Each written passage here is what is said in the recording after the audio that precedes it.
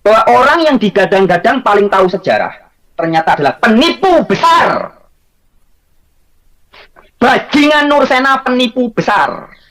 Salah satu kendala di dalam menyaksikan kebenaran iman Kristiani adalah kesalahpahaman mengenai istilah anak Allah.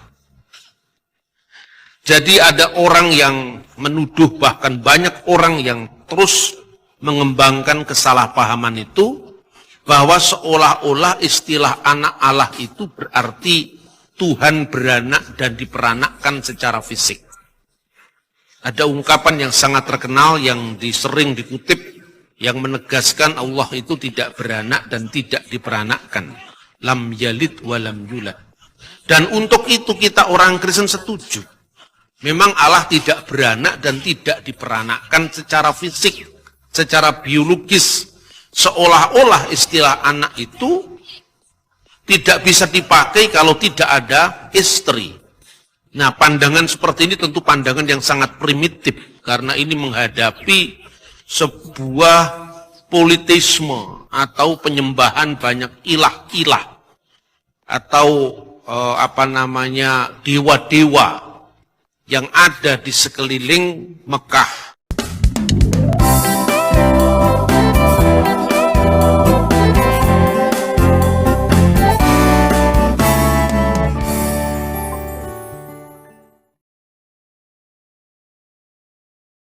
Bambang Nursena ini, Bapak Ibu semuanya, dia ini pintar ngomong tapi mulutnya busuk. Selalu saja membawa ayat Al-Quran. Apakah mereka tidak bisa berdiri sendiri tanpa ayat Al-Quran? Lihat ketika dia berceramah atau berkhotbah di hadapan jemaatnya, dia mencomot Quran surah Al-Ikhlas. Terus dia juga memframing, katanya di Ka'bah banyak sesembahan. Ada beberapa berhala, ada Lata, Manat, Uzza gitu ya. Dan apa bedanya ya? Apa bedanya Kristen ini dengan kafir Quraisy terdahulu? Yang mana kafir Quraisy terdahulu menganggap bahwa Allah mempunyai anak. Apa bedanya dengan Kristen? Karena di Kristen juga menganggap bahwa Tuhan mereka ada Tuhan anak. Inilah yang ditampol oleh Al-Quran, lam yalid wa lam yulad.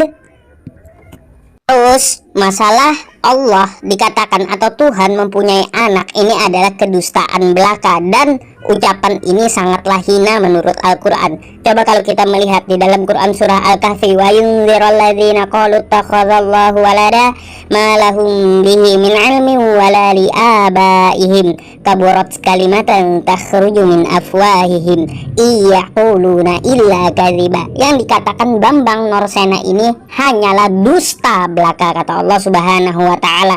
Betapa hinanya mulut atau ucapannya itu. Bapak Ibu semuanya, mereka mencoba memframing. Katanya, kalau seperti anak kunci diibaratkan, kita tidak akan mencari bapak kunci. Tapi dia lupa, anak kunci itu ada yang memegang gitu loh. Teman-teman, sahabat-sahabatku dimanapun berada, Anda yang sampai hari ini masih gampang percaya dengan bacotan atau cerita dari Bambang Nursena, sesuai judul video ini saya katakan Anda tolol, sahabat-sahabatku. Anda tolol. Apa arti tolol? Buka Yeremia 4 ayat 22, Yeremia 5 ayat 21. Dikatakan orang-orang tolol. Kalau Anda buka di kamus, orang tolol artinya orang yang bodoh banget. Ini saya istilahkan istilah putra Allah tadi. Padahal konteksnya apa? Yesus disebut anak Allah. Itu karena Yesus adalah firman Allah.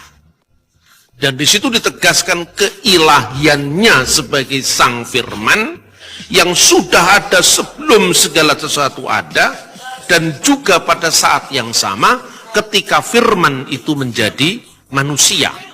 Dan Yesus itu sepenuhnya manusia. Bapak Ibu semuanya, di sini saya mau menanggapi dulu. Sebenarnya ini masalah keimanan dari Kristiani ya. Tapi menurut saya ini lucu. Kenapa saya bilang lucu? Karena yang disampaikan oleh Bambang Nursena ini bukanlah dari Yesus, tapi dari Yohanes. Karena Yesus tidak pernah mengaku dirinya berasal dari firman, tapi itu adalah tulisan Yohanes 1 pasal 1. Jadi seperti itu. Mari kita lanjut. Maka yang lapar, yang haus, yang dicobai oleh iblis, yang mati, itu kemanusiaannya. Ayat Alkitab dengan jelas mengatakan Allah itu tidak bisa mati. Bahkan dilihat pun tidak bisa, apalagi mati. Karena dalam ayat 18 dikatakan tidak seorang pun pernah melihat Allah. Tetapi anak tunggal Allah yang ada di pangkuan Bapa, dialah yang menyatakannya. Melalui turunnya firman menjadi manusia itu, maka Allah yang tidak kelihatan menjadi kelihatan dalam wujud nuzul atau inkarnasinya sang firman yang menjadi manusia. Inkarnasi itu artinya masuk dalam daging. Jadi firman itu telah menjadi manusia dan diam di antara kita, dan kita telah melihat kemuliaannya, yaitu kemuliaan yang diberikan kepadanya sebagai anak tunggal Bapa. Di sini dia mendoktrin jemaatnya.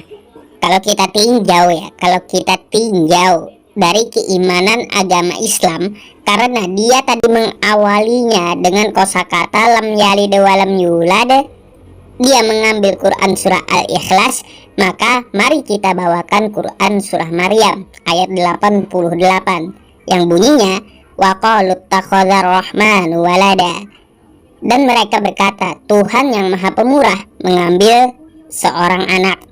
Laqad ji'tum syai'an idda, sesungguhnya kamu telah mendatangkan sesuatu perkara yang sangat mungkar. Takadus samawati yatafattarna minhu wa tanshaqqul ardu wa takhirul jibalu hadda. Hampir-hampir langit pecah karena ucapan itu, dan bumi terbelah dan gunung-gunung runtuh. Anda'u lirrahmani walada, karena Bambang Norsena menuduh Allah yang Maha Pemurah mempunyai anak. Jadi kita umat Islam ya Bapak Ibu semuanya tidak perlu sampai mengucapkan Allah mempunyai anak. Andaikan langit ini dia bisa pecah, diizinkan pecah, mendengar ucapan kita seperti itu, maka langit akan pecah. Dan andai bumi ini bisa hancur berkeping-keping mendengar ucapan seperti itu, bumi ini akan hancur berantakan karena sangat marahnya langit dan bumi. Penuh kasih karunia dan kebenaran. Jadi di sini ditegaskan Kristus sebagai firman itu sepenuhnya Allah. Tetapi di dalam wujud inkarnasinya ketika menjadi manusia itu sepenuhnya manusia. Sekarang dalam teks asli dari Injil Yohanes pasal 1 itu berbunyi begini. En arki in ho logos. Pada mulanya adalah logos. Ki ho logos in prostonteon. Dan logos itu bersama-sama dengan Allah. Ki theos in ho logos. Dan Allah sendirilah firman itu.